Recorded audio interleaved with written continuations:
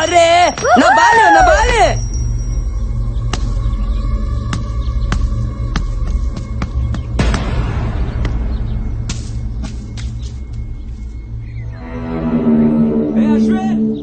Ashwin ball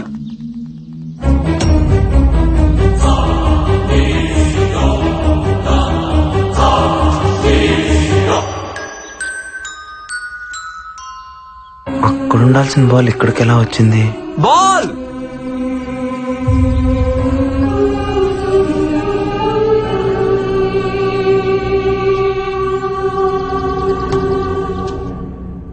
ఆ బంతి ఎలా వచ్చింది డైరెక్టర్?